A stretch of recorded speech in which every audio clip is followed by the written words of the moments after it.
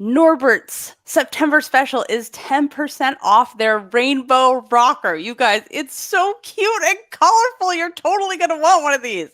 Go to norberts.net for a 10% discount on anything with the code GymCastic September, but definitely check out the rainbow rocker. Norbert's are also giving away a $50 Norbert's gift card that can be used on anything in their online store. No minimum. Just follow Norbert's Athletic on Instagram and then like and comment on the giveaway post. Remember, this show is PG-13, so you might hear a naughty word or two. It's so pretty what she does and fulfills that requirement. That's not like so many of the Americans are just doing like, I'm sideways, I'm bending, you're welcome, check the list. So you're saying if you feel like someone's yelling, I'm sideways during their sideways choreography, it shouldn't fulfill the requirement because it's too obvious? Yes. Too telegraphed? Yeah. Yes. I like it. I am going to Texas again to do live podcasts on location from World Team Trials next week. So if you're not a member, join now so you can listen to those. Also, we have updates on Canadian, Belgian, Japanese, British, Chinese teams. So much Gymternet news to get to tell you all the things that's happening around the world. And we have some letters to get to for you. So it is the second week in September. And welcome to the #1 gymnastics podcast in the galaxy. I'm Jessica, and I'm here with Spencer from the Balance Beam Situation. First, a little update on what's happening next week. So no regular show next week because instead you're getting 2 episodes from World Team Trials. So it works like it normally does. The beginning is for everybody, the headlines, and then we do an extended show for our Club Gym Nerd members, and they can join us live and ask questions live because they're the ones that pay for these trips and support us all year long, including through Olympic cycles and World Championships. And so we can bring you this cover all cycle long up until the next Olympics and far beyond that. And they have done this for many, many, many years. So this is why we do extra content for them, because they are our supporters and how we do this. So that's what's happening next week. So our first episode next week will be on Tuesday night after the first day of World Team Trials, direct from Texas. Let's start with the season we've all been waiting for. Our favorite time of the year. World's Team Controversy season? Yes, that's Love the one. How are you celebrating? My family and I go all out, Jessica. Every year, it's our big holiday. Put up a tree, decorate it with Mai Murakamis, put a Vanessa Atler on top, all of the traditional stuff. I love that you are keeping this. I mean, maybe this will spread now to many people. Should. And World's Team Controversy season is the one true religion. I'm just going to put that out there right now. It is. All right, let's start with Canada because I'm very confused. Yeah. I don't understand. This is the biggest. We have about half the world's teams in so far, and I would say Canada women is the biggest surprise for me so far because Shallon Olsen is not on the team. So this is Shallon Olsen, 2-time Olympian, world vault silver medalist, has been on, I think the reason it's so surprising to me is she has been on every Canadian team for Worlds or Olympics that she has tried for since she turned senior. Like her first year as a senior was 2016, on the 2016 Olympic team, on the 2021 Olympic team. Every Worlds, through last year where she was on the team and then had to withdraw at the last second. But yeah, it was very surprising. She just has to wake up. Or summarize what I was saying. It's Shallon. Yeah. It's Shallon. She just needs to roll out of bed. She could do a double-double and a chung or a double Swiss Yurchenko at any time. Like, seriously. Wake her up in the middle of the night. She can do it in the middle of the day. She's like the green eggs and ham of all the difficulty you need on a team, anywhere, anytime. Yeah, I think that is one of the things that is interesting about this decision, because at this point in Elite, she's basically a one-eventer. She's still doing beam and floor. They're not going to be, they're going to score in 11s and 12s on beam and floor at this point. It's basically about her vault, but this is a Canadian team, and the team they've named is Ellie Black, obviously, and then Arlie Tran, Ava Stewart, Cassie Lee, Rose Wu, and then Frederica Zagarbosa is the alternate. But this is a team that needs a vault. And then, Shallon went to Romania this month and was like, oh, you're Yurchenko double full for a 14? Isn't that better than the 13s on your team. So on the one hand, I do understand because you're just getting one event and it's a 5-member team. And as we've talked about, it's really hard to make a team for basically contributing one event. We've had that conversation about Zoe Miller and the US team a lot. And we'll probably continue. So just to remind we'll probably continue everyone. having that conversation as we, cover World's Trials next week. So just to remind everybody, in prelim, you have 5 people on a team. What happens in prelims? In prelims, 4 people go up on each event, or up to 4 people can. Top 3 scores count. You can drop a miss. In finals, 3 up, 3 count. Right. 3 people go. All 3 scores count. You cannot drop a score. So this is why you want the 3 best scores. This is why it's always a puzzle. This is why you don't want to just go by all around. You want to have the best score on each event. Obviously, don't ever go by just the individual all-around scores. Everybody knows that, unless those are also your highest 3 on each event. So anyway, also 2 per country is still enacted in case you're not over it from whenever that was enacted. So anyway, here we are. Yeah, so this is basically the team Canada has selected is, I would say, their best possible bars and beam team. This team is as stacked as they could be, given the people that they have who are healthy right now, because like Emma Spence only competed bars at that August trial, so I don't really know her level right now, but really strong bars and beam team for what they could put together. But I'm worried about the difficulty on vault. Floor could end up being a little light. It's just, it's a team where Ellie Black's going to have to do a lot of the heavy lifting. She has to carry a lot of the scores for this team if they want to get close to repeating that historic bronze medal that they won in the team competition in 2022, where Ellie Black's the only one returning from that team for this year's team. Yeah. So it's a completely different group aside from Ellie Black, the perennial. But just what would you do without Ellie Black on this team? Obviously. What are they going to do when they don't have Ellie Black on this team? Don't mention it. Don't invoke the possibility. I mean, obviously that's still 10 to 20 years away. So she will 40 to 50 years at least. Right. She's Ellie Black's allowed to retire. Obviously do that. She's going to break Chusovitina's record. But until then, they need her. Okay, so it's interesting because... Well, kind of the point I was making about bars and beam is that the Shallon Olsen vault is the reliable score, not just because it does add more to a team score. But I think what's interesting is we have seen Shallon hit that Yurchenko double full every weekend. She knows how to just go up and do it every weekend. Whereas if you're relying on beam scores, even potentially excellent beam scores, it's a much less reliable strategy. And that's going to be something interesting to watch as we see the Canadian team at Worlds. Anybody can splat on vault. I mean, don't... Well, yeah. But it's... How dare you? In terms of likelihood. I'm saying likelihood. It's not men's vault. That's true. Where splat is what we're saying is Shallon Olsen's doing a vault she can do. When we say it's not men's vault. Yeah. She can do a vault that she can do. She's doing a vault she can do. At any time, anywhere. She's not just chucking her body into the air and seeing what happens, which sometimes, a men's vault fight. Or there's a springboard problem, which we'll talk about later. Was this sabotage? Honestly, I would want I would want video evidence. We have to talk about what happened to Eddie Penev. Okay, you want to do this now?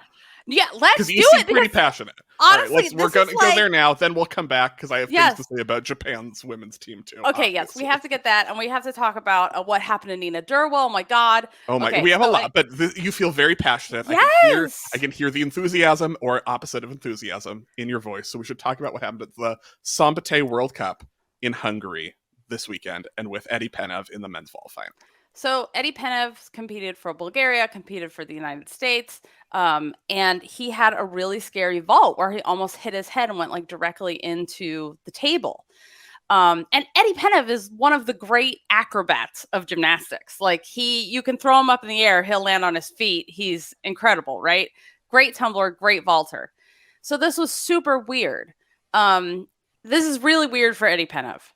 So he said, quote, on Twitter, "The wrong board was set. The soft one used predominantly by the women. Though I've never set my own board, especially when I'm first up in the group, that will be my takeaway. all that I'm thankful for now is that I didn't get injured. Prayer hands. Oh my God. A very diplomatic way of saying someone screwed up and it wasn't me.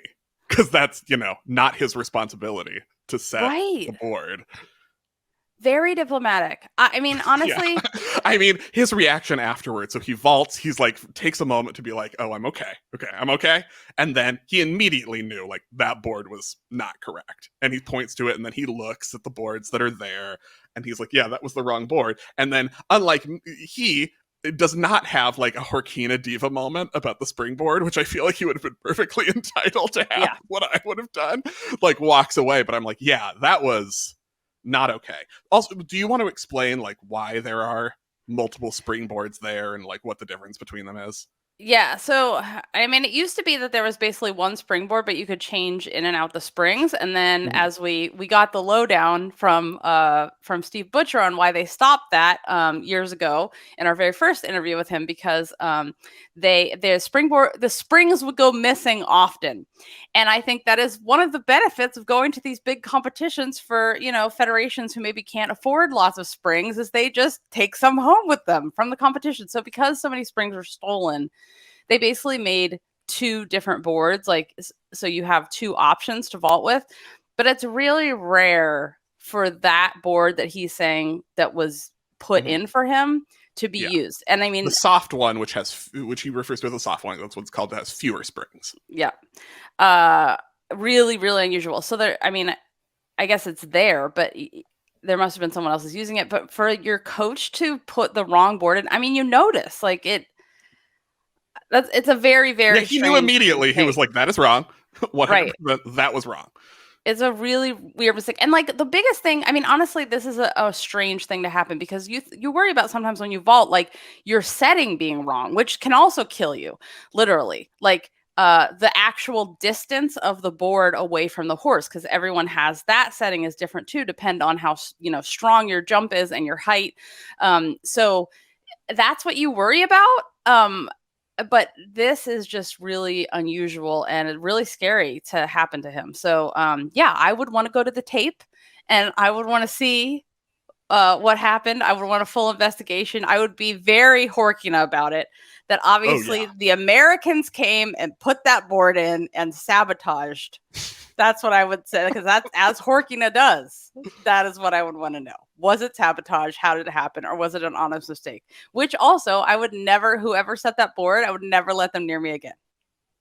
Unless they were crying and were like, oh my God, I'm so sorry. I mean, it would depend. But you know how I am. I'm a one shot, when I talk about it, I'm like that. No, you're dead to me. But I'm not really like that in real life. But Did you have scary. Others? Yes, it is. I know. I'm very scared about this, and I need it's unacceptable. It should not have happened. Yeah. I'm going to start talking about the Japanese women's world. Okay, go ahead. For a second. Okay. That's what I'm just making sure we're ready for me to talk about this. Because, as we've mentioned before on the show, the world beam champion, Watanabe Hazuki, is injured, out for Worlds. Devastating. And so scary for her. Like, what I understand from her translation post about what happened, she hurt her ankle. Then she had two concussions, or hit her head, but then she describes concussion symptoms in short succession, which is one of the most dangerous things can happen to you if you have a concussion. Second, impact syndrome, when you already have a concussion, get concussed again. And then this happened to her knee. So it's, very scary. I'm glad she's okay. I'm actually more worried about the successive concussions than her knee injury. But in very Japanese style, she did apologize for the inconvenience to everyone that her injury might have caused, which is like, oh. Yeah, so we wish she's out. So she's out for Worlds. No defending beam champion in the competition. She is replaced by Hatakeda Chiaki, who is the younger sister of Hitomi, who was on, mainstay of the teams in the last quad. Their dad was a 1992 Olympic team member. So in the case of Hatakeda, she's named as the alternate because she was next in the all-around standings after the NHK trophy, which was in May. Because that is Japan's selection procedure. So yes, they followed exactly what they said they were going to do, but also it's very all-around based. it's very early meet based. It's, a decision that's made based on May. Meanwhile, now moving into the alternate position, but still on the team, is the 2022 team member Sakaguchi Ayaka, who just went to the university games and had an amazing competition, 5 medals, 3 silvers, 2 bronze, medaled on all the events that, her score would need to count on at Worlds, would end up, depending on how you're formulating the team, adding a half point or a point to the team score. And, it's something I have feelings about, when you pick a team based on all-around standings rather than what you're going to add to a team score in a 3 count, which is what Worlds is. Yeah. I just, the one thing that I agree with is naming the team as late as possible. This is the thing. Either name them 6 months ahead of time or as late as possible. Because 6 months ahead of time. Well, it depends on the 6 months ahead of time. They are. But I think it's just it's a bad move because then you don't know what's going to happen and how people are going to do. And the last minute, then everyone's at their best right when they need to be. And it just worries me. Anyway.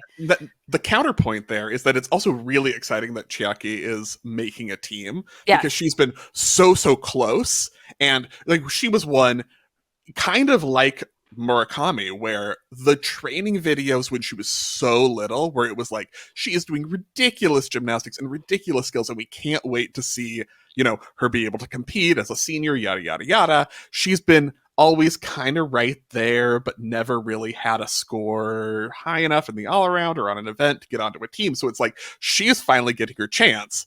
Exciting. Is this the best possible team Japan could have set? No, not exciting. And if for anybody that's forgetting why we celebrate this time of year, and by celebrate I mean controversy season, commemorate it with Mai Murakami controverscy season. Baubles on your tree. Yeah, Mai Murakami, of course. Do you have other ornaments that you use in your household to celebrate on your World's controversy tree? Yes, I do, but I'm gonna leave those until another time to tell you specifically about my feelings. Right now, Shallon Olsen is on my tree. Okay, but will you remind everyone the great Mai Murakami, who we all fell in love with watching her crazy ass beam quadruple turn in the basement of that gym she worked out at, or maybe it was a loft above it. I don't know. There were stairs. The lighting wasn't awesome. We were like, where is she working out? What happened to her and why we shall never forget with commemorative baubles. All of Australian gymnastics jail is on my tree. Oh, yeah. Georgia Godwin is like multiple Georgia Godwin 2013 ornaments. Yes. So Murakami, we're referring specifically to 2019, when she was obviously the best gymnast in Japan, best all-arounder. She was not fit enough, healthy enough to compete at the NHK Trophy, which is an event that at that point you had to compete the all-around in order to make the Japanese team, even though it's in May and Worlds in the fall and has no bearing on it whatsoever. Murakami knew that, but was like, I'm too injured to compete. Like, it's a safety issue. I shouldn't be competing at this meet. I'm going to make the smart decision, take care of myself, not compete at this competition. But then they were like, oh, you can't go to Worlds, even though like 2 months after that, she was obviously back to being the best all-arounder. And then, they sabotaged themselves with dumb selection rules. This is why you always need the Simone Mai, Elisabeth Seitz asterisks in your selection procedure. But I feel like the Japanese and the Germans, they love the rules. They're like, that's the rule. We can't do unless someone tells us to break it. That's 7 layers ahead of us. We can't do it. And then we shall all protest. So, okay. Can we discuss depression season? The injuries have begun. Yeah. Injuries and illness. So that's the counterpoint to World's Team the celebration that is World's Team Controversy season is the morning of World's Team Depression season, because we've learned now that Nina Derwael, Olympic champion on bars, world champion on bars multiple times, it's Nina, dislocated shoulder out of home Worlds in 2013. Or 2023. 2013 was the other. Belgium likes to host Worlds like every 10 years. Every 10 years. Such a big deal for them. having Nina there. I mean, she's total star Olympic champion, and she's so good, but she's been like consistently, in and out of injury, and she had some issues. Since the Olympics. Yeah. Mm-hmm. Had some issues earlier, and now dislocated shoulder, which is a very long recovery. So it's upsetting. Her post that was like, just like 2013, I'll be watching from the stands. I was like, oh dagger. Poor Nina. I mean, honestly, it's your home world. It's just devastating for her. And that's an awful injury. Like, it's so painful. So painful to have that happen. Never happened to me, Spencer. Don't give me that look. I have never had, knock on all the wood. What other wood is around here? Jesus. God, please let that never happen to me. I would just scream the whole time. That's what I would do. As you should. Months of recovery. Just scream the whole time. The whole time. Oh, horrible. Anyway, okay. They're also missing Lisa Valen, by the way, of the Rudy, who was, probably their best gymnast at Euros this year. So her Rudy was out. Stolen by Mono, or what they call stole her a fever of the glands. Glandular fever, yeah. Yes. Yeah. Oh, which is so upsetting. I mean, which it's hard not to get like run down when you're training for this kind of stuff, and then the Mono comes on. So this is, are they going to qualify now? Like, what do you think their chances? This is the thing, because if you do the scores, just looking at the scores, they wouldn't be qualifying a team to the Olympics position now. It's their home Belgian Worlds, which as we know, can go kind of either way. Like, it may be like you're galvanized and it's so exciting and you're competing at home and the crowd's cheering and you have like the best meet of your life. Or it can be like, nope, too much pressure. Gotta go hide in my house for the whole rest of my life. I can't do it. It's too much. And it can go either way. They really are now, without Nina, without Lisa Valen, they're gonna need to, like, it has to be meet of your life style performance to qualify a team to the Olympics. I'm fascinated to see how it goes. Also fascinated because if they don't qualify a team, then to get to the Olympics, Nina would have to go the Apparatus World Cup route. So that means getting healthy enough for the beginning of 2024 to compete in the Apparatus World Cups. Obviously has the ability, and Russia would be like, oof. Now it's like Russia would be like, oh shit. It's more tense because, like, oh, someone who can beat all of the Russians on bars is now here as well. There are 2 spots available, on each apparatus, but it gets tense on bars if Nina has to go that direction. And by tense, I mean super exciting for us. Super exciting, like a real, like the World Cups matter, which is what we like World Cups to do. So people are watching them, and then maybe they'll also show them somewhere. My God. Like multiple Russians who are like great on bars and Nina, and they're all like going down to the last event and jockeying for points. Ugh, great. Yeah. Oh boy. And what if Elisabeth Seitz has to go that direction too? Right. Because she had tore her Achilles. Oh man. So she's out. The good thing about her is you barely need a foot for bars. So she can just work on landings, do routines over the pit and be fine. And then eventually she can, land on things at the very last second. Like just at the meet, land for the first time. But yeah, her Achilles tear. Oh. Yeah, Germany still has Sarah Voss is back, Polina Schaefer, Emma Malewski. That's still a good group. It's a depleted group without Seitz. And I'm nervous about them because they finished 9th at Euros with Elisabeth Seitz this year. Because everyone fell on Beam. So it's still a good team. They're still in the mix, but again, it's not a given when you have these teams like South Korea, like Australia, like maybe even Mexico, which is our dark horse because they've looked so good and are gonna break our hearts, but they've looked so good. It's a tough battle. And then what if you end up with Elisabeth Seitz having to go to them? Be like, oh, I got back from my Achilles tear. I can do bars. I'm going to come up with a dismount just in time for these World Cup events. I mean, I have seen gymnasts do at 4 months doing full bars and then sort of a spotted dismount and starting. I mean, it's not impossible. So We'll see. And she's in Germany where all the Russians go to get their surgeries. So she's ahead of the curve there. Okay. Italian One Russian surgery, please. Italian championships happen. Oh my God, you guys. Yeah. The beam. Oh, I mean, the bars, obviously, but the beam. The bars, yeah. Esposito, we have to talk about her. But, okay. The Italian championships basically brought to you by completely getting your hopes up. Because if this is supposed to be a down year for Italy because of injuries, Asia D'Amato is out, Martina Maggio is out. Depending on the day and the direction the wind is blowing, potentially their two best gymnasts. Oftentimes, their two best gymnasts. So we were kind of like, all right, Italy, still a really talented team, but we don't have the same scoring expectations for them this year without these two. They should still make the team final. I didn't have them in the medals heading into Worlds. Then you watch Nationals, and the way that both Elisa D'Amato and Manila Esposito competed was the best I've seen from them. Elisa won with a score that would have been third at U.S. Nationals. So it would have been Simone, Shailis, and then Elisa. If the U.S. and Italy performed some kind of dual nationals, which can they, please? Mm-hmm. Or bring back the country and country head-to-heads they used to do. Hamburger Italy versus U.S. Yes. Yeah, the McDonald's Italy versus U.S. duel. That would be amazing. That you could alternate the year. 1 year it's in Italy, and then the next year it's in the US, and then the next year it's in Italy. Oh, the dream.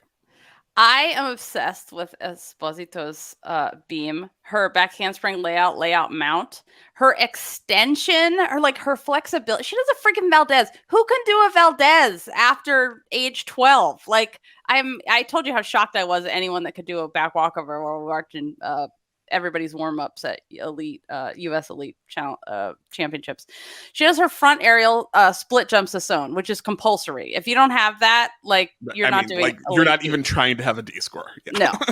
You know how to get a big D, you have that in your routine. I love the composition of this in terms of getting her checklist checked for her artistry checklist. She has her disco hands together over your head, disco roll into a wolf position to her wolf turn. Why didn't anybody else think about a disco roll? It's where you put your hands together and then you put them in a wave over your head. Oh my God, it's genius. It totally distracts you from the fact that a wolf turn is coming up. So smart. Also, she does she slides out of that like she's about to do a straddle, but then she doesn't. She's fakey with my wavy leg on the bottom of the beam, and then she fulfills the bottom of your leotard requirement. Do you want me to call it that? It fulfills. Oh God! Somehow that's worse. How is that worse? But it is. It's so pretty what she does and fulfills that requirement. That's not so many of the Americans are just doing I'm sideways, I'm bending. You're welcome. Check the list. So you're saying if you feel like someone's yelling "I'm sideways" during their sideways choreography, it shouldn't fulfill the requirement because it's too obvious. Yes. It's too telegraphed. Yeah. Yes. I like it. Ugh, I can't stand that. And then she has a double pike dismount, which is love. She's so beautiful on beam. This is exactly what the code is trying to achieve. When they were just we messed up. Beam's ugly now. It looks like a bunch of stopping with flips. Ugh. This is who they were trying to get what she is doing. So if you want to know what the code means when you read the requirements, Esposito's beam. That's what it means. I love how suddenly consistent she has been on beam, and I say that fully knowing that this will be year 2 in a row of me jinxing her, because I take responsibility for Worlds last year, because I was she's the best, and then Worlds didn't go awesome, and that was on me. I own it. That was my fault. Yeah. Thank you. But it's going to be so her beam is so important for this team this year, I think, because my initial impression was you don't have Maggio's beam, because she's been I'm nervous about beam, but I believe that Martina Maggio is going to stay on beam. And I was without her, we're going to be we're going to be a puddle of nerves with Georgia Vila goes up on beam, because her routine is so beautiful, but it's just it's so risky, and it makes me so nervous. You guys all need to get a Georgia Avila candle and put a beam on it and light it. Really? I mean, don't put a beam over the candle because that would be lighting it on fire, but put the candle on a beam and light it. Because really, everyone needs to change their Georgia Avila beam vibes to put out the "you will not fall, you will hit, you will hit, you will not have a major error, you will have a beautiful routine you're proud of." Maybe she just needs to get the Maggio tattoo, "Love Yourself," on her hip. And just that will help her stay on beam. So yeah, basically Italy is getting my hopes up. I had kind of low expectations. They're so good on this team is exceptionally good on bars. It is another like bars and beam stacked team. Bars I feel confident in, beam I'm worried about, but they can be amazing on beam. Bars is like they could match a hit rotation from China on bars. That's how well their bars rotation can score. Yeah. Little worried about vault and floor because Vila, intelligently, but also heartbreakingly, is like, vault and floor, you guys, it's not happening. That's not happening anymore. Elisa Iorio, who you might remember from the 2019 Worlds team for Italy that won the bronze medal, is back to the all-around this year for the first time since 2019 Worlds, which is super impressive to get vault and floor back after it was 3.5 years without competing vault and floor when she started doing them earlier this year. Super impressive. The team needs it because Vila's not doing it, but she's just back. So it's a little depleted on those events, but they're qualified already, though, right? No. I'm not worried about Italy qualifying. No. I'm not worried about Italy qualifying to the Olympics, right? No, Jessica, they're going to be fine. How dare you? Don't even invoke that. They're going to qualify easily. They should be fine. They should be fine. How dare you even question it? I just want to make. I just wanted to. Yeah, but I was you out a little more about beam if you weren't already. Yeah, in watching Italian championships before that, I was kind of like, okay, U.S. women are going to be favored for team gold at Worlds. Great Britain won silver last year. They're on track. Brazil's really exciting. China, if they stay on, still have a huge scoring potential. But I was kind of thinking about that as the podium, and Italy's moving up the list a little bit for me, in my estimation, even though I have questions, but they're questions I certainly have about China as well. Yeah.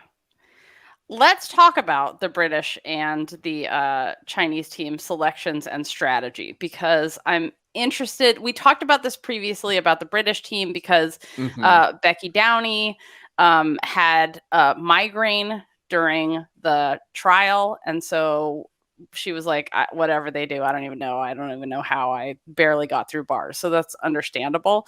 But we finally have the team. So it's Andina Champong, Ruby Evans, Georgia May Fenton, Welsh, Jessica Gadarova, Alice Kinsella, Ruby Evans. Yeah. And the alternates then are Becky Downey and Poppy Gray Stickler. Ruby Evans, maybe the name not everyone is familiar with, because I think the other four have been on a bunch of British teams now at this point. Ruby Evans was one of the gymnasts who was like, oh, the United Kingdom of Amanars, and now I'm going to attempt a Yurchenko 2.5 at the final trial, this is very interesting because talk about an Amanar, you guys, an Amanar. That's what we're talking about. Opposite of what we were saying with the Canadian team being bars and beam heavy, the Italian team, the Chinese team, the British team is like, what would be great if we had all these super difficult vaults now. Alice Kinsella's working at 2.5, Jessica Gadarova with a chung. They have, if everyone hits them, stay tuned for podium training. Jessica's going to be at podium training at Worlds. That podium training evening when Italy goes and the US goes and Great Britain goes all in that one night, they're all in sessions together. Then we're going to do a podcast, and you guys, I have some questions already. So get ready for that one. I'm bringing a pillow just so I can scream Amanar into it every time I see one, because I'm just so excited about it, you guys. Oh, I can't wait. Oh my God. So yes. Yeah. So we'll see if it materializes, but this is a team going with a very different approach which is vault. And if it comes through, it creates a huge advantage in terms of the silver medal, I think, for the British team. But it has to come through. Those vaults have to be consistent, and they have to be consistent enough to be worth more than like a Yurchenko double full that's 4/10 lower. That's only 4/10 lower in D. But also it's vault, so everyone's going to get the same execution score anyway, regardless of how they perform. And it's fine, it's fine, it's fine. Don't worry about it, it's fine. The British Empire of Amanars. Did we decide that's what we're going to call it? That feels a little colonial for you, Jessica. I mean, isn't the British Empire colonizing the code? Really? I mean, it's the British. How do we talk about them without colonization? You can talk about the British without talking about we're going to Belgium. I mean, that's also like, they go hand in hand. So might as well just put it out there in the open. Okay, so opposite of that, the Chinese team, who are just like, vault, it's not happening. Just forget about it. Here are some Yurchenko fulls. We're just going to get through vault. And then hopefully Chu Chi-yun gets a 15 on both bars and beam, which she can do. That's the China strategy. And I feel like it was the necessary strategy for them in sort of embracing their identity. They maybe could have selected Yu Lin Min, who is basically the one vaulter China has right now. But she's going to Asian Games, which conflict with Worlds this year, which is a big struggle for a lot of the countries that value and they put a lot of prestige on Asian Games medals like China does. So if I'm Yu Lin Min, I'm like, oh yeah, I want to go to Asian Games. The possibility for an Asian Games gold medal, I am into that more so than like, oh, maybe making an event final at the World Gymnastics Championships. Like, no, Asian Games, it's where it's at. So I can see that move making sense, but this Chinese team this year does not have vaulters, but is amazing on bars and beam. Yeah. Like, yeah. Nothing new, but just like particularly this year. The thing with this Chinese team is if Chu Chi-yun, Zhang Qingying, and Oyu Shan go up and all hit beam at the same time, they're going to get like a 700 million. And like, if you were allowed to sweep an event, if you were allowed to have 3 in an event final and sweep a podium, they could do it. So that's why it's not necessarily like devastating for China that they don't have any vault difficulty on this team right now, because it wouldn't matter if they hit bars and beam, but they have to hit all of the riskiest routines. There's no other option for them to score well, which is always the scary approach, but what a fun rotation to watch. Oh my God, it's going to be so beautiful. All right. Well, I want to remind everybody that I will be at the U.S. World Team Trials in Texas. Freaking Texas. I will be wearing my Stay Out of My Uterus t-shirt when I arrive. And as is tradition, their first competition is on Tuesday, September 19th.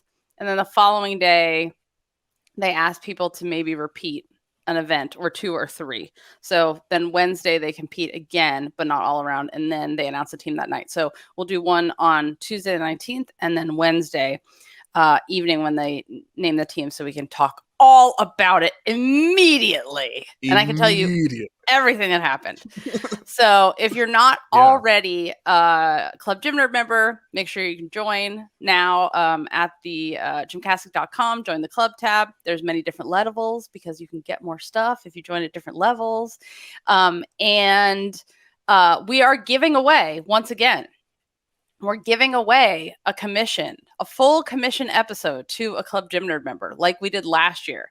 So if you're a Club Gym Nerd member, you're automatically entered to win.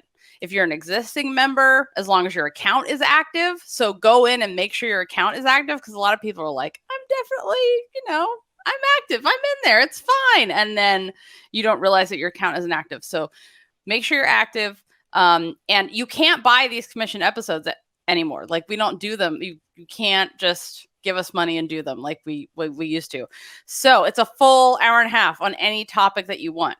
So we will randomly select a winner during World Championships in Belgium who won the full commissioned episode. So make sure you're a Club Gym member and you're active. We'll be right back after this. We have some. I have a question for you. Yes. I have a question. What do you think, because we've had a lot of world's teams named, what do you think about the strategy that a number of countries have done, which is they're naming 6, not defining who is in the competing team of 5 and who is the traveling alternate, at least not yet? Some will name it soon. Some might wait until after podium training. What are your thoughts on that as a strategy? I actually think it's a really smart strategy. It sucks for the athletes. Sucks. I hate it for the athletes. But in terms of, especially if you know someone's coming back from something and you're waiting to see, like if you're like, if we need Becky Downey, it's like hitting and she's really consistent on bars, like you're going to want her score, right?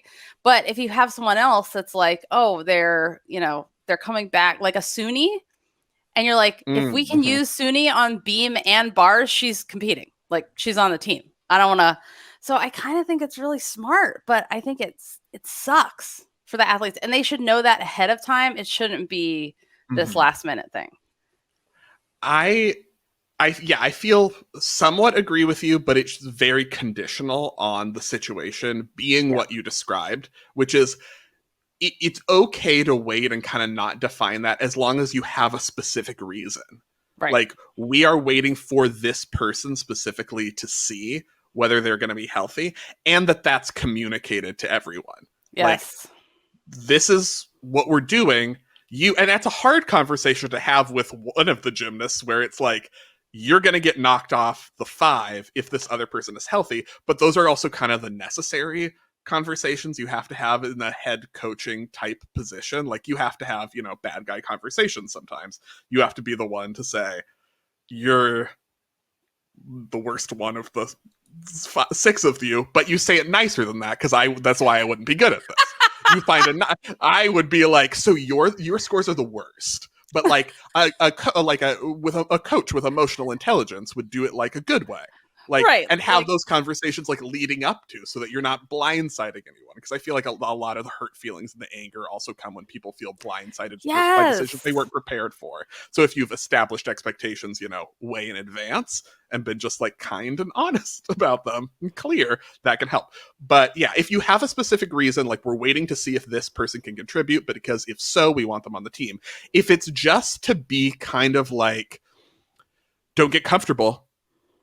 You always have to be, if it's that kind of if it's from a mind game place of like, we want to keep everyone nervous, we want to keep everyone like worried about their position so that they try the hardest, then I don't agree with it. I think you just need to tell people what the situation is. So there has to be a real reason. It shouldn't just be a given like what you always do.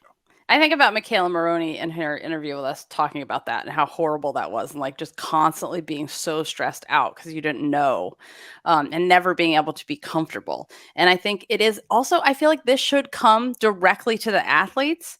This should not go through coaches. It should be a direct conversation because so many times I feel like at least they can all be in the room together. All be in the room together. Yeah, it shouldn't be like your coach isn't allowed in here. Like it should be direct because there should be a conversation and the athlete should be able to ask questions and everyone should be involved. And I feel like so many times there's like, I'm thinking about the situation that, Leanne Wong was talking about how much easier it is not playing a game of telephone, just talking to the judges herself to ask about her score. And when, there are, some coaches who just go back to their athletes and are like, they hate you. It's unfair. I don't know why. We're filing a protest. And there's other coaches who could be like, all right, so let's look at the math. Here's the 3-up, 3 count. Here's how the puzzle pieces work together. This is, it could go either way. And we're lower on beam scores and this person's better on bars. And that's where we need it. So this is kind of what they're thinking. So this is your opportunity to prove them wrong. Or, if that person can score higher, just be proud of how you're doing. Like you have those conversations in a way that is setting expectations, like you said, and not making people not understand and feel like shit. And I think part of that is having an open conversation about it with a whole team together and not just be during lineup, like we've heard about before, where it's like, you're out, you're in. Now run and warm up and rip all your hamstrings. Another Caroli story for you there. Good times. Hopefully those days are behind us. All right. Gymternet news? Let's do it. Maggie Nichols' book is coming out 2024. So she has revealed her the cover of her book. It is aimed at readers age 14 and up. So I believe that's the same as Heartstopper, freshman in high school. So I'm too young for it, is what you're saying. Yeah, right, exactly. My reading age, my mental age is I'm not ready for Maggie's book yet. Yeah. Spencer, do you have anything to say about Heartstopper? Oh, you guys, I had to text Jessica when I finished it because it did once again the same thing that happened with the first season where it kind of won me over at the end. Especially Mr. Farouk. That's the storyline. I love Farouk. I love him. Obviously, I'm like, I found my character. So I finally found my character in the show, and it's Mr. Farouk. I also love a school where every single teacher and coach is gay. Everyone. There's no straights at that school. Yeah, it's the best thing ever. Yeah. So anyway, Heartstopper. I kept talking about it, and now Spencer loves it too. See, it's great. Everyone should watch it. Okay. Anyway, I'll never bring that up again, Spencer. I just had to bring it up here publicly immediately. It's fine. Okay. If you don't want to bother with the whole joining club gym nerd thing, you can just give us money. Check out the no strings attached donate button at the bottom of the Join the Club page at gymcastic.com/club. Other news, Levi Yonga-Rivavar has announced she'll be competing for the Philippines. Oh, the Philippines going to be stacked. The Philippines is getting ready to just win world's team medals in about 5 years. So excited about this. We do have some dumpster fire news to go through. So there's a new lawsuit against MSU. Detroit News is reporting that the sister survivors, this would force the board to answer questions and potentially reveal more than 6,000 pages of documents related to Nassar that have been withheld from law enforcement, they claim, and the public for years. So these documents have been discussed at length, and I think this is part of why so many of the survivors wanted everything to go to court, because if settlements prevent these things from being disclosed unless they're part of the settlement. But if you enter into a lawsuit and it goes to court, then there's a discovery process and you have to turn everything over. So this could be potentially really good for getting to some answers that people have wanted for a long time. And that brings me to SafeSport. So SafeSport recently did a survey, and the AP reported on the survey. So the survey was done looking at SafeSport's been around for 6 years, and it was always planned, but then the ex-doctor who shall not be named kicked it into gear, and they were like, oh, no, here we are. We have a plan that we've been sitting on for years. So anyway, SafeSport appeared, and the survey that they did is not good. Not shocking, Spencer, from everything we've heard, like from survivors to accused. No one is happy about how the system works. And that's what the survey shows. So 50% of the 1,700 plus people who responded said they either were neutral all the way to strongly disagree with the question, is SafeSport meeting its goals? 50% were like, meh. Only 7% of respondents found the center to be extremely effective. It's very, very low. So there's a commission now looking at the survey, and they're going to produce a full report with recommendations and possible proposed legislation next spring. So, I mean, the thing about this that I think really shows the problems with it is that when SafeSport first opened, they had 300 cases that year. They are estimating that they're going to get 7,000 reports this year. One of the big problems that we've heard over and over from people about SafeSport is it takes too long. Either they're too quick to snap judgment or and put someone's name on a list, where other people have, we've talked about Al Fong and Valeri, 50 plus allegations against Al Fong, still not on a list anywhere. very serious physical abuse allegations. So the criticism is that there's just not, it's too fast or there's nothing done. So they found in this report, the AP, that nearly 38% of cases investigated by SafeSport had no findings at all. Nothing. Sitting in limbo. And they have a budget of $23 million a year, funded by the USOPC and by all the NGBs. And, you know, soccer is, women's soccer are asking for something to be done about SafeSport because of all the problems. And I think everybody really wants to do that. I think we will see more NGBs going that direction and all asking for changes to SafeSport because it's just, they're too slow and they don't do enough. Also, defendants have been added to the Gymnastics Canada abuse lawsuit. So a judge agreed to expand the class action lawsuit against Gymnastics Canada, BC, and 5 other provincial member associations. And that's according to bib.com. Other news happening. USA Gymnastics added some stats, Spencer. We love stats. So they have an artistic world medal table, an interactive guide to the U.S. team's World Championships results. That's excellent. We love historical data. Can someone send that to the FIG and be like, do that for everybody? Yeah. The FIG, so many promises with the data. I'll never get over old Bruno Grandi telling us, oh, we'll get rid of the 10, but we'll have, the highest rank score. What did he tell us? We'll have world record scores. Did we get it? Nope. We sure didn't. We have to rely on Lauren at the Gymternet to give us the world record scores. South Africa is hosting a Down Syndrome International Gymnastics World Championships. I love this. Gymnasts from 6 countries will participate, and it's taking place in the end of September. All right, if you guys have questions for us or feedback, you can always join us live on Fridays at noon Pacific, where we do our behind the scenes and we ask questions or answer questions. We also have questions for you sometimes, but we answer questions live. Jessica asked me questions and I decline.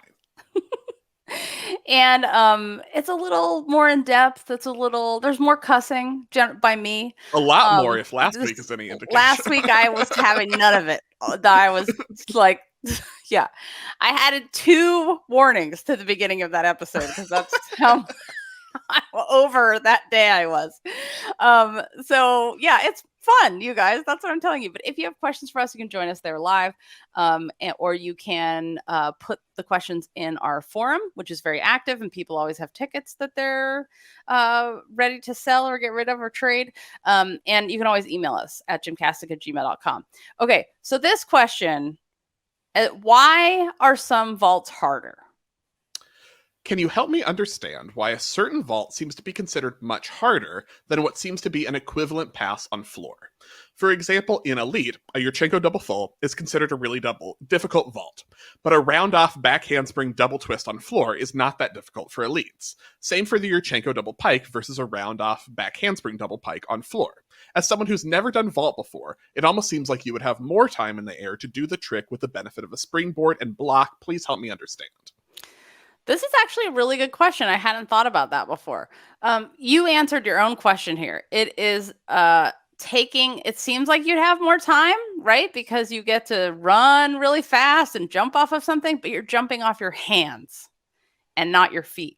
That's why it's so much harder, because you're not just doing a double full, you're doing a double full and a half, because you're starting on your hands and then you have to get up to vertical and do your double full, land on your feet. That's why it's so much harder to do those vaults, because it's actually a flip and a half, literally added. Or with a double back like Simone's doing, it's 2.5 flips instead of just 2 flips on floor. And in general, your upper body has less muscle than your lower body, unless you're someone like Nina Derwael. Have you seen her? Have I talked about her lats yet this year?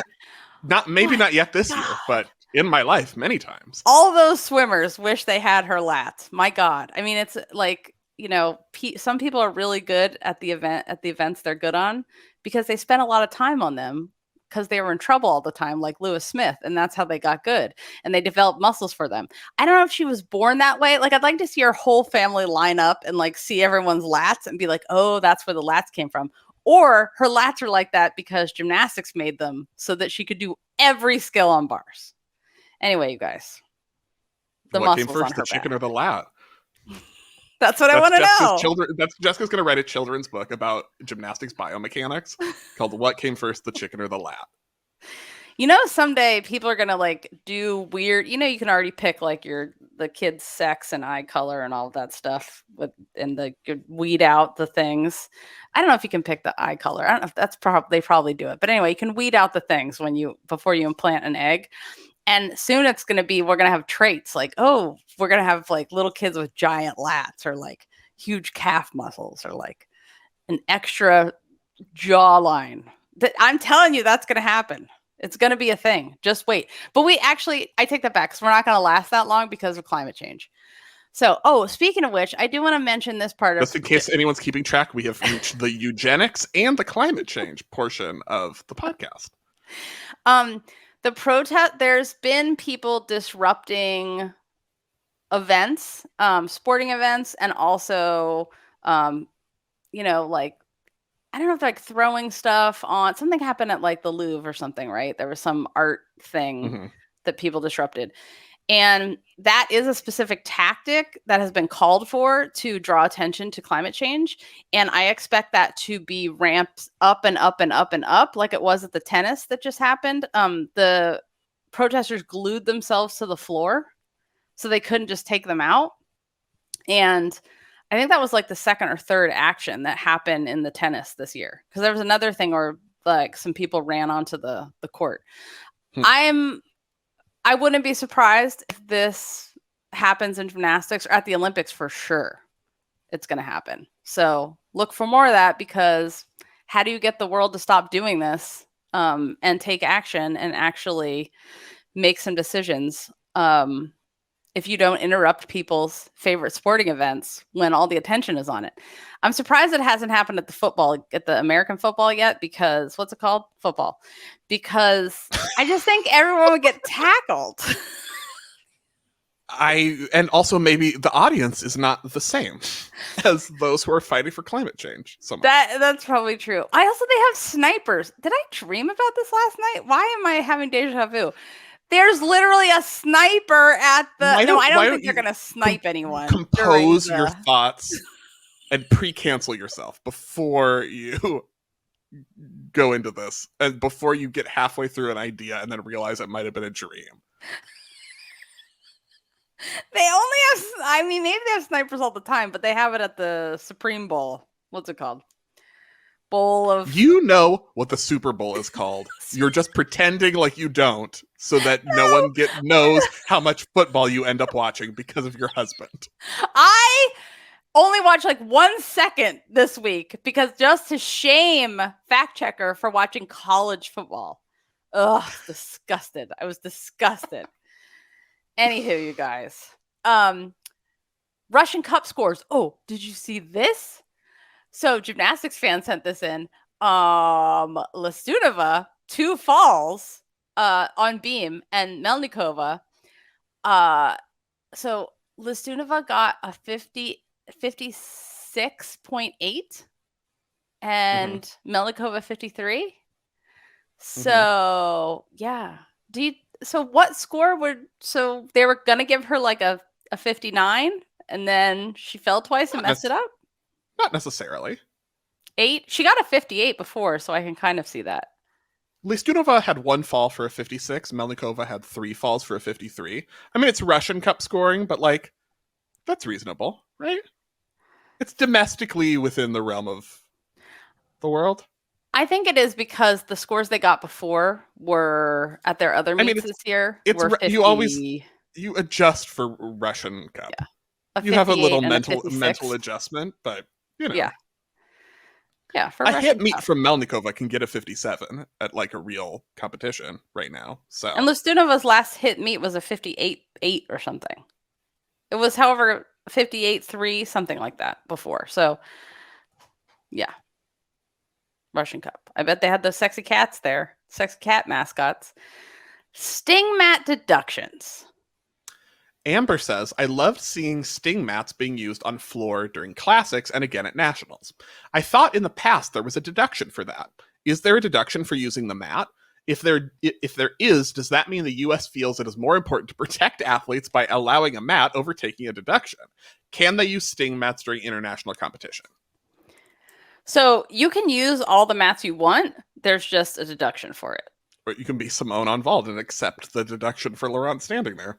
Yeah. But US-wise, you can use sting mats at nationals. That's allowed in the rules. The only US elite competition where you're not allowed to use a sting mat is Olympic trials, which I think is weird. So yeah, clarifying, we're talking about sting mats and not like the big 12-inchers that you see, used sometimes like during warm-ups for vault and stuff like that. A classic question. Understanding the My USA Gym app versus the website versus vault scores. Alana says, I have a naive question for you. I've noticed over a few different meets now that in the scores provided on My USA Gym, score rankings are given for every apparatus except vault. Why is this?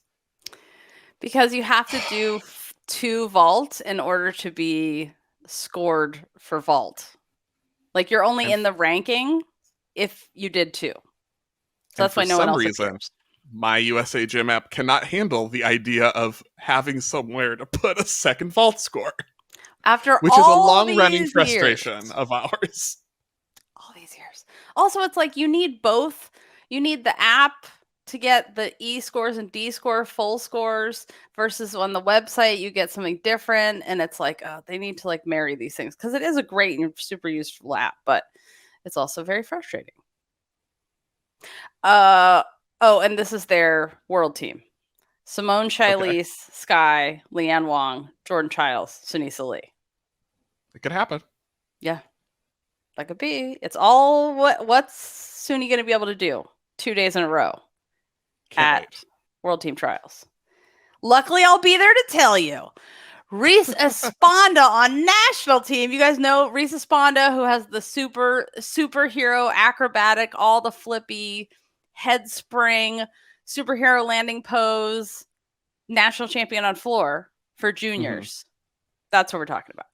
Yes. Liz Fitt is very excited about Reese Esponda being from Montana, an elite from Montana. Mon-freaking-tana, she says. And winning floor for the juniors and making the junior national team. Then says, so what exactly does it mean that she is on the junior national team? Does it just mean she gets to go to all the team camps? Is she guaranteed a spot on the team traveling to international meets? I'm a former coach and a current national WAG judge, and people are going to ask me these questions, but I don't know the ins and outs of the US AG elite realm. I stick to dev level 1 to 10, and I'm happy as a Rocky Mountain oyster. Look that one up. It's a whole thing up here in Montana, but don't say I didn't warn you. Are Rocky Mountain oysters happy because they have been removed from their source and about to be consumed? But I'm glad that gives you joy because we're also very happy for Reese. Basically, you get a outfit and you get a plaque that you made the national team, and I think you get a plaque, and you get a little funding, and you get to go to the national team camps, and then you get to, be kind of first in line to try out for the junior national team assignments. Right. You get to go to the national team camps. You're not guaranteed a spot on international meets, but you are going to be able to go to the camps, so you are in with a shot. Yeah. But you have to continue to, earn it with your scores in the moment. Yeah. You get the fanciest warm-ups. That's really the thing. It's the most important part. All about the warm-ups. Historic. Don't you love how, so what's the deal with the plaques? Because you mentioned the national team plaques. So they give them out, the plaques at nationals. They take their picture with the plaque, and then they give the plaques back. Is that because they're not personalized yet? Or because it's like, what am I supposed to do with this plaque? Yeah, I think they get engraved. Like we got them for where if you place high enough in wrestling, you would get a plaque, but it didn't have your name on it. It just said, So you take the picture, and then then you get it later for yeah. realsies. So I think theirs actually gets personalized, which is nice. I mean, did Simone's salad bowl get personalized? I bet it did, because why Spencer? What is? You've asked a lot of why questions, and not a lot of rest questions. Is this? I associate those like clear glass with engravings or crystal bowls or whatever. Like I got one of those for my corporate job, award. I did win an award for being good at my job. What was your award for? I don't know. It was like best at my job thing for my office, something. I don't know. They took us to lunch, and you got a best person sash. Do you still have it, or were you like, this is stupid and not even about gymnastics? I mean, I kept it up at work, so when people would like come in, they could see like, listen, I know what I'm doing. Yeah. But I don't know where it is now, because But why are these awards like glass with an engraving? Like it screams, corporate America 1980s. Like you go into some, like I know there's some people in like the corporate office, like their whole desk was full of these like glass baubles with engravings on it, and I was just like, who would want that? I mean, they're made to intimidate other people. I get it. That's what I use mine for. But who decided that was a gift? So you're annoyed with what? In particular, the style? I am annoyed that this has been carried on to Simone. I want something different. But Joss didn't get a salad bowl, right? I didn't see her with a salad when she got Athlete of the Year. So are they not doing salad bowl anymore? Oh, maybe they just did salad bowl or maybe her salad bowl comes later. I don't know. I don't know. We'll have to get to the bottom of the where's Joss get a salad bowl? A 5-part GymCastic investigative series. Where is Joss's salad bowl? I just feel like it's a corporate male thing. Yeah. And I mean, I know Simone probably loves something to intimidate other people with, right? But why wouldn't you give her she's into like brands. Like why wouldn't you customize it to person? Like she would probably like a Gucci, whatever. Laurent something Saints. If they gave them something fashiony, you would be like, the sexism. Why are you assuming that a woman would want this? Not if they gave the same luggage, fancy, like you give the same to the men as you do the women. Then it's not sexist. I didn't say it had to be a purse. How dare you? A fanny pack. Okay. Fanny packs are back in. Luggage, fancy luggage.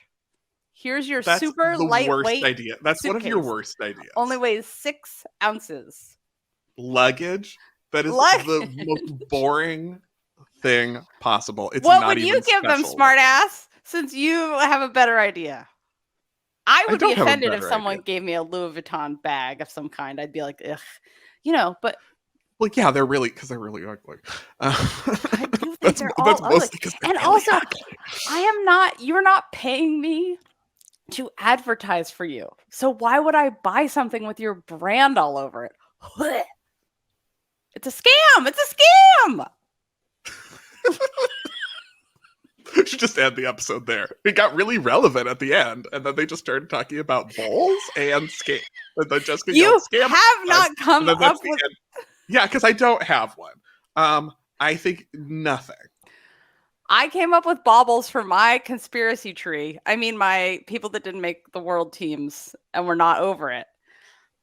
Yeah. Team. I don't know what I think the award should be. Well, think about it and get back to us on Friday. I'm going to go with my go-to, which is if it's not money or edible or drinkable, I don't want it.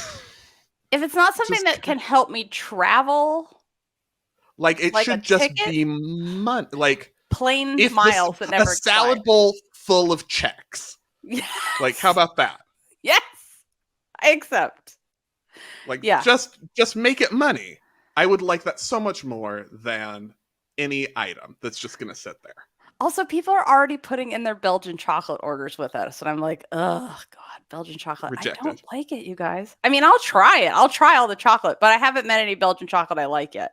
Give me Cadbury straight from London. Jessica's going to start some kind of the war. I know. I don't like Belgian chocolate. Jessica's International Incidents Part 20.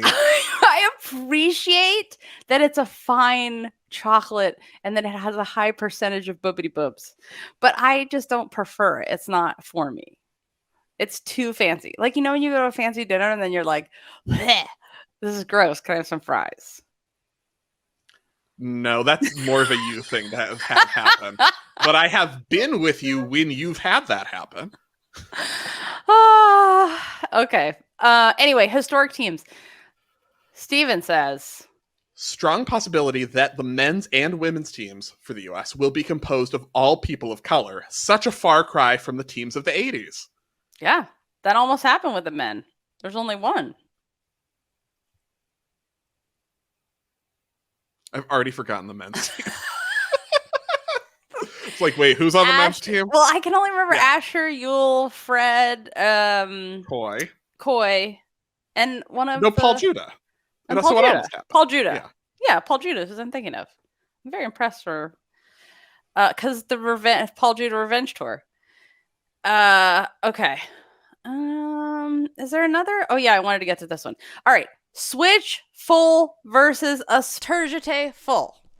This is very important. We have video explanation. We get asked this all the time, and I always forget how to tell people. So we have here's the question. Anthony says, I'm almost positive the question from last night's podium episode, this is podium training behind the scenes from Nationals, confused the split full with a tourgite half. The difference between the two is a split full follows your leg back all the way it came, completing a half turn with the trailing leg hitting split. If you snap a photo at the 50% mark, you'd have a split. And then another half is wrapped around in a spindle straight position. Tourgite half follows the lead leg forward, then turning the body on the front leg before following the front leg in the direction of the turn. And the twisting is significantly harder because the twist has to happen in spindle straight and open back up and then wrap. So I would describe this as a tourgite. You kick one leg forward and then you turn towards the leg that's still on the ground. That's the tourgite half. That's how to distinguish it. Where, a switch full just looks like a switch full. That's so helpful. Anthony is talking about split fulls and tourgite halves. Oh, yeah, that's right. Not switches. But yes. Okay, that's true. Which a real tourgite should not be hitting split in a horizontal plane. Right. It should be tilted. Like it was in all of our compulsories back in the day. That's how you remember those. But this is very helpful. Thank you so much, Anthony. Okay, next one. Different training during podium training. Steven says, can you talk about the different types of trainings you see at podium training? I am watching now for the first time, and seeing a coach hover over the women as they stretch makes me cringe. I'm sure different gyms handle podium training differently. No need to name names or gyms, though I would love that. Just differences you notice in the gymnasts and the gyms. And bonus content has this change from the days of Marta, Taryn, and the lot. I would say it totally depends on the gym. I think it is. I don't think it's super cringy to watch warm-ups. But there's some things you want help with and some things you don't want help with. Some stuff you want someone else to stretch you. So you need it. Or sometimes people just need a reminder. I mean, I feel like at a certain point it is, you're 25. You don't need a reminder. You're 23. You've been doing this since you were 9 years old, 5 years old, since you're in diapers. You don't really need it. But sometimes there is those little reminders. If you're kind of thinking about something else and then your coach comes by and is like, push your hip down or something. You're like, oh yeah, my mind wandered. I'm not thinking about what I should be thinking about right now. So it just depends. Yeah. I don't know. I don't like the fact that it used to be no one could talk or catch up or how Simone was on the, joking around with us on the podium during warm-ups. You could never have done that during the Marta era. So I like that it's way more relaxed now, and some gyms, not Gage, can enjoy themselves during warm-ups. I think that's a much healthier way. Like part of the nice thing about warm-ups is you see your friends and you chat and you do while you're doing your warm-up. It makes it fun. And also it can be funny because your, teammates will crack you up while you warm up, which is the other fun thing about doing sports with other people or doing other activities. This is why Spencer looks forward to me instructing him about what should be in a salad bowl every time we do the podcast. Yes. Speaking of which, if you guys have ideas for what the gift should be, that's not a salad bowl and not an offensive purse, tell us Friday on Behind the Scenes at noon Pacific, because that's where we'll be chatting this week before I leave for Texas to cover the World Team Trials live with our live podcast. So remember to double check your membership, make sure it's active so you can join us live for that, listen on your favorite podcast player, and also be eligible for the full commission episode giveaway. Also, the new power ranking is up, so you can check that out and debate amongst yourselves if you think it's all wrong or if it's right. And yeah, I want to thank all of our Club Gym Nerd members for, especially our new members, because you guys are who are making the trip to Texas and the trip to Worlds possible. We couldn't do these kind of trips without you. To be there live, to be like screaming to a pillow that there was just an Almanar done by the British. Who else would do that if I'm not there? So thank you guys so much for all of your support. And we'll see you next Friday for Behind the Scenes, and then on Tuesday from Texas World Team Trials. So thank you all so much for listening. Thank you for your support. And until Friday, remember to take off on gay, split on rights, and thanks for listening. See you Friday. It's a scam. It's a scam.